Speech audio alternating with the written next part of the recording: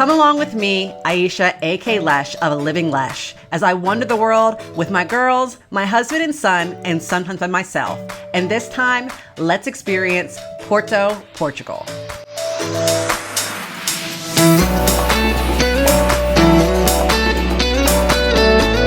Porto was our third stop on our Portugal trip. So from leaving the Sintra area, we actually booked a bus ticket, which was super cheap. It was around $56, and took a 3-hour bus trip where we ended up at the bus station and then caught an Uber and then ended up in Porto where we were staying in the area. We arrived in Porto a little too early to check into our hotel, so we decided it was time to explore. Our first time was actually to stop into the office to get our Porto card. Porto cards are something I highly recommend getting if you're planning on exploring the Porto area, because it makes traveling around the city with public transit super easy, as well as getting discounts on various places you might want to go, such as historical sites and attractions. Our first stop was to the Porto Cathedral, which was just so beautiful and remarkable to look at. It was absolutely mesmerizing. Once you go inside, you can see the different architecture, you can see all of the different relics, but keep in mind that this is still an active place to worship. So in some parts of the cathedral, there are people who actually visit and come to worship. So it was nice to be able to experience the history, but also see an active cathedral in the Portugal area.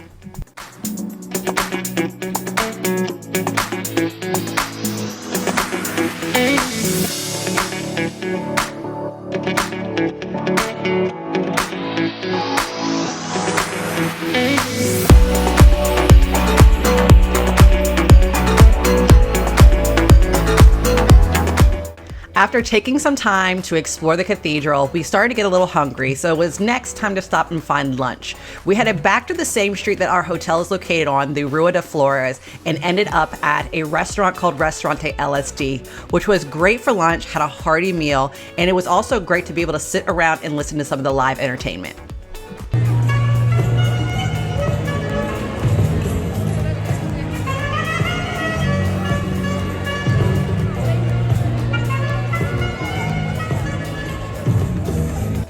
After lunch, we still had a little time before check-in, so we headed down to the Douro River, right along the river's edge, to take in the scene and just relax for a little bit. So we have made it to Porto. It is day one. We took about a 3-hour bus ride from Sintra. Quickly, easy to get on, store your bags underneath, get on the bus, and it stops once for like a 10-minute bathroom break, or you can grab some snacks. But we have made it to Porto, and in typical fashion, we made it here too early before check-in. So typical check-ins, we've been finding out, is around 3 p.m. Or in the case 1500, because everything is in military time here. So we are just wandering around exploring some museums and historical places in Porto, the ones that we can get into. It is Portugal Day here, so it's a holiday. So some of them are closed, but it is weekend, it's busy, and we're just enjoying some time outside, exploring. Going to do some self-guided tours as well as guided tours, and then see what else we get into for the day. This area along the Douro River is called the Cais da Estiva, and it's actually very popular, and you can find a lot of people here. If you're just looking for a way to spend some free time, you could definitely go down to this area, sit along the benches, sit along the river, and just people watch. There are also plenty of places to eat along this area, so if you're looking for a quick meal or even for dinner, I highly recommend this place so you can look along the riverfront and enjoy a meal. After relaxing for a little bit, we did go and explore some more, but unfortunately, some of the places in the area, such as the Bolsa Palace, don't allow video, so make sure to check out my blog post if you want to see what's inside. Around 3 p.m., it was finally time to check into our hotel, our home while in Porto, and we were staying at the Casa da Companhia. Located on the Rua da Flores, as I noted before, this building actually dates back to the 18th century, where it was once a Jesuit college. So see, a lot of the architecture still exists inside the building itself.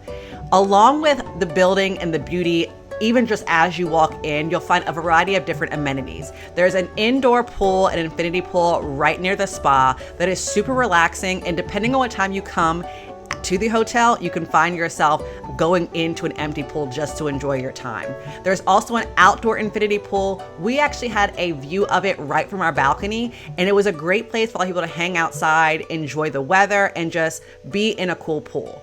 As for our room was absolutely magnificent. We walked into our room, there was a double vanity, there's a rain shower, a water closet, there is a gorgeous balcony. The bed itself was so plush, there was plenty of room. With two girls who are traveling multiple cities, and we have stuff that we're carrying, dresses, clothes, makeup, everything. We had plenty of room to function, unpack all of our stuff, and just simply enjoy and being comfortable while in Porto.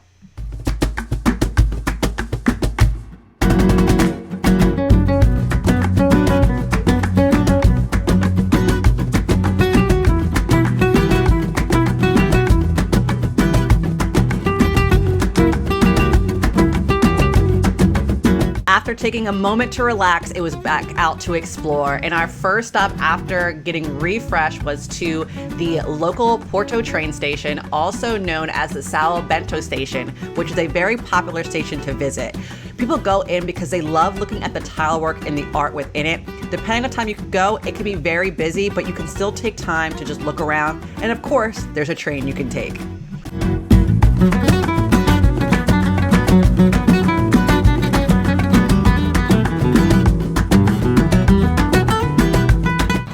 So after wandering around Porto for a little bit, we finally were able to check in to the hotel. We're at Casa da Companhia, I'm probably butchering it, but we were able to check in to our suite. It's absolutely wonderful.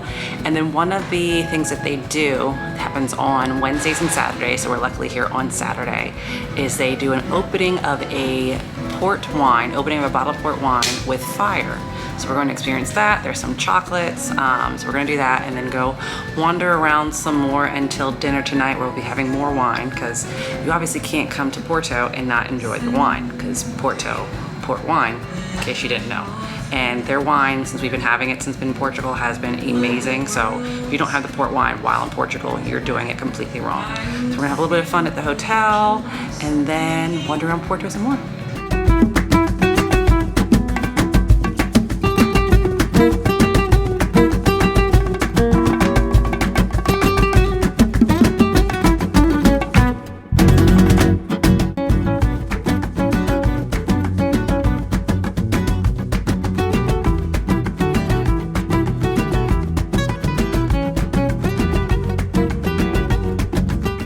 It was time for more exploring after that little experience, and we took a 15-minute walk to the Igreja do Carmo, which is a Baroque church, which is right near the place we were going to eat. For dinner on our first night in Porto, we headed to Mind the Glass, which is a wine-centered restaurant, thus the glass. It was a great place to just go and relax. There are plenty of wine offerings, which were so overwhelming, but the staff was so great in helping us to actually figure out what we wanted. We actually just went in there, sat down, and the waiter came over and just said, "What are you in the mood for?" They gave us suggestions on food as well as wines to pair with it, and we got a whole bottle to enjoy to ourselves while eating some of these delectable bites.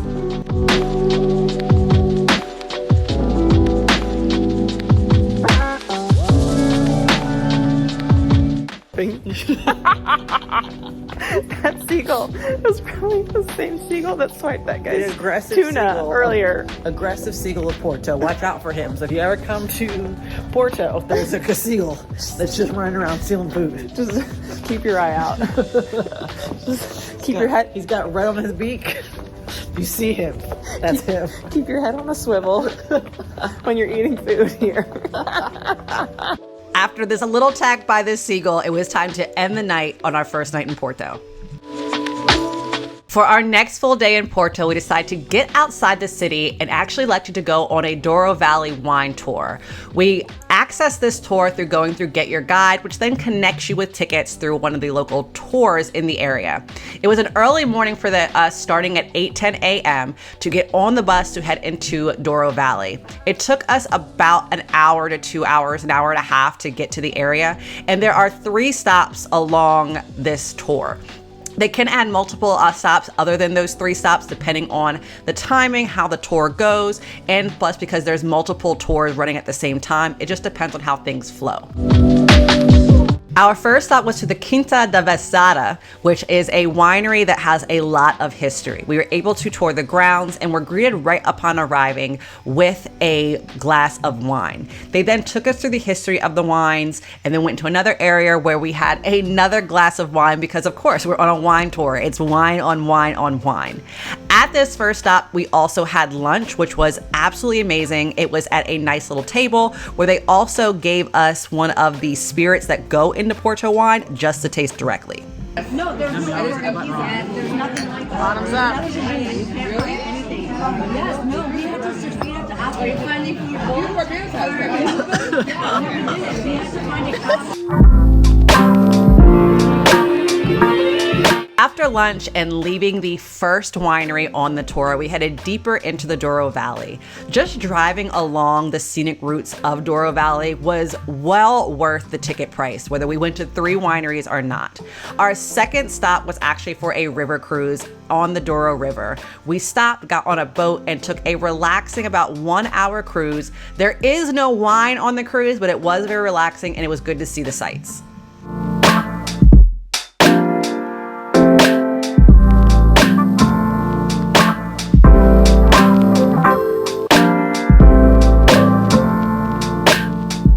At the end of our tour, we headed to our final winery, which had a lot of history. First coming in, we got to stop and take in more of the sights of the area, which all of these wineries have amazing views. Then it was time for the tour. The tour gave us a lot of history, especially since this was one of the oldest port wineries in the area. They make so many great different variations of port wine that it was just hard for us to choose one to buy, but fascinating and so great. We got to taste every variety so we can figure out which one was best for us and make a decision of what to buy. So we are back from the wine tour that we left around 8:30-ish. So we had to meet at 8:10, left at 8:30, and total was about 10 hours. Throughout the wine tour, we drove, we went to a couple spots just for photos, just for some things. And there was 2 vineyards we went to for wine tastings. One included the lunch. We did a river cruise, and just so you know, as a note, the river cruise does not include wine, and it's not a tour that goes over information. On the bus, you get a lot of information. Of course, at the vineyard you do. But now we're back after this full day of being in Douro Valley, which is beautiful. It's probably the most scenic place that I've seen while in Portugal. Like, everything's a beautiful scene, but that one was just like a countryside aspect. So if it's something you're into, highly recommend going there. Even people when we were in Lisbon were saying how like, oh, we're gonna have a great time, and we definitely did.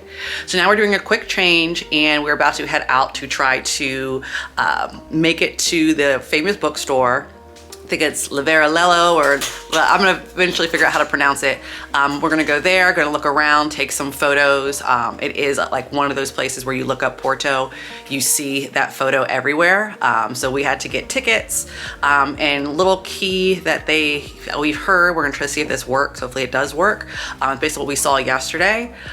If you get the 7 o'clock ticket, and 7 o'clock is when it's closed, it's the last time, they don't kick you out. So yesterday when we were walking by around 7:20, people were still in there, still taking photos and enjoying themselves, but they weren't letting any more people in, so that it was dying down. So we're gonna try to do this to see if less people are there. So if you are someone who gets to Porto and wants to look at that, see how this goes, we're gonna try this out, and hopefully it actually turns out well and we can get the photos that we're looking to get.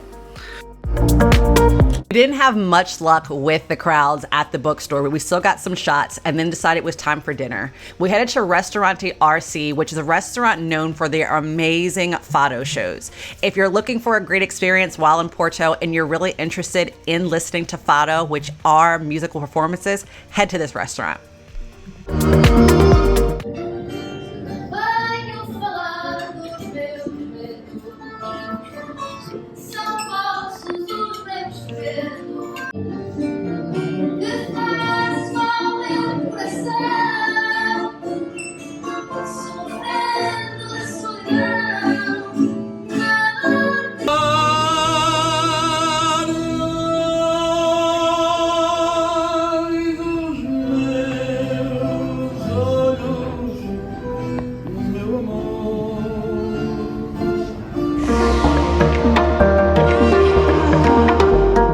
that was the end of day 2 while in Porto, until it was time to get up the next morning and have another amazing breakfast before heading out for the day.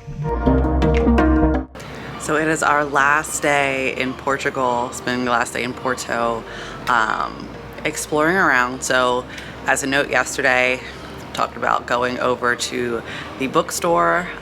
Just as a note, going late doesn't fully work. There are less people, and I think we are in Porto at a less busier time. So if you come in the summer during high season, it's probably going to be a lot more busier.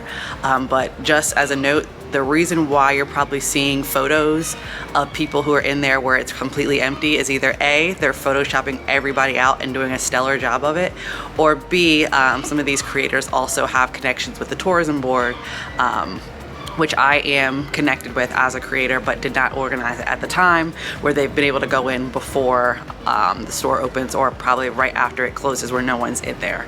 So just keeping that as a note. But we've woken up, we've got up. I went and had breakfast with a friend here in Portugal at a cute little cafe that's down the road from our hotel. And now we're about to just kind of roam around and see. We have nothing really scheduled until later in the day. We're going to one of the towers.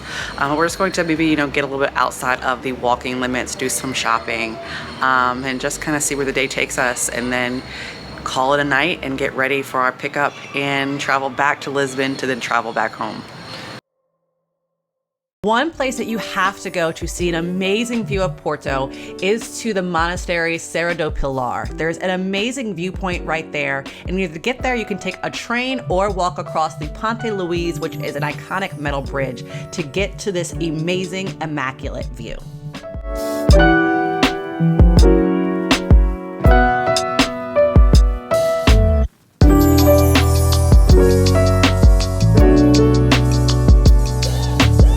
Taking in the view, walking back across the iconic bridge, and wandering through the majestic streets of Porto, we ended up at St. Francis Church, which is another highlight of Porto. If there is anything that is on your Porto itinerary, make sure that this church is on it. Located right below the Bolsa Palace, you can walk right in, get a ticket using your Porto card at a discount to wander through this church, which is an active church, and see the magic of it all.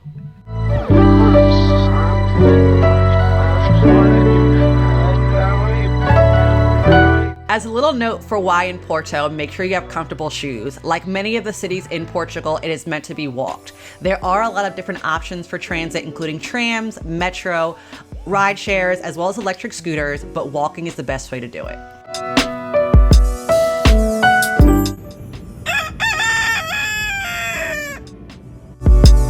Another great place to visit, especially for the views and for the gardens, is the Crystal Palace. Do not be confused, it's actually not a crystal palace, it's actually just a place to meet. But if you walk around the gardens, you can see the different wildlife, including roosters, a variety of birds. There are butterflies, there are peacocks, there are some cats as well roaming around. You could also just check out the amazing florals as well as the fountains, and it's just a beautiful place to go and hang out and relax. They're watching it from over here. You know what? I'm leaving.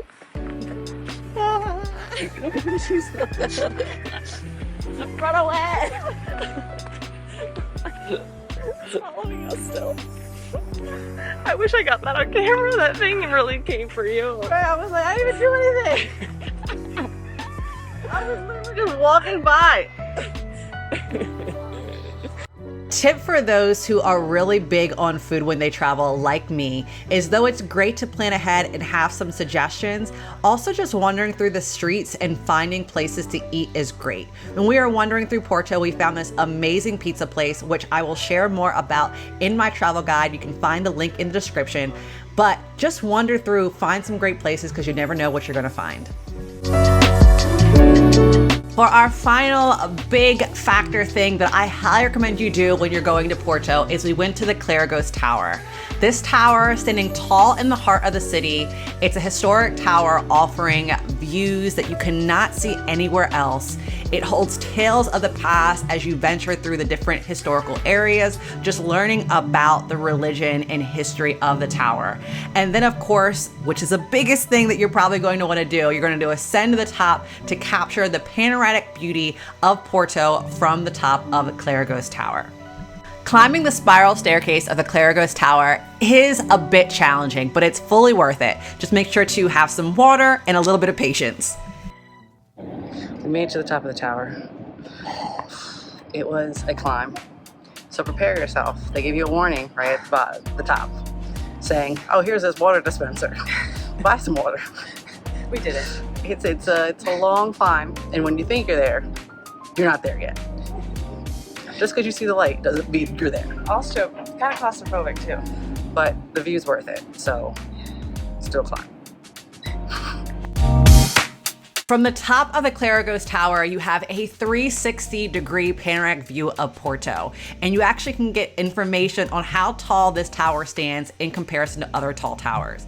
But just look up, take a breath, take in the view of Porto, and appreciate everything that's there.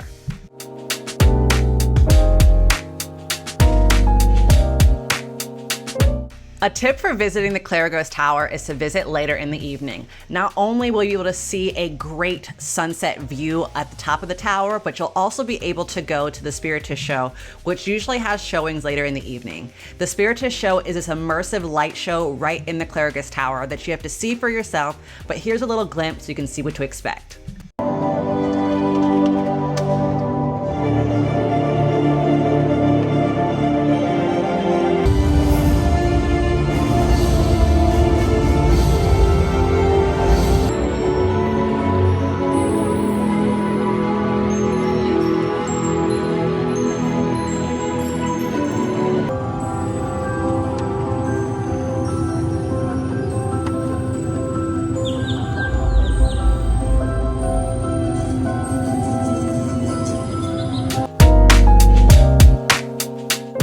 After the show, we ventured around and wandered the streets a little bit more and then ended up at a cocktail bar where we celebrated the ending of our overall Portugal trip while also taking in the amazing cocktails from the cocktail kitchen.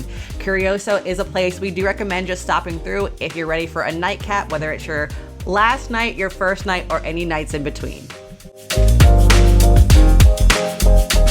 The next morning, we hopped on a flight to Lisbon and then back to the US, and it was an amazing time in Porto and Portugal overall. Make sure to head to the description to see all the rest of my videos of my time in Portugal, and thanks for watching.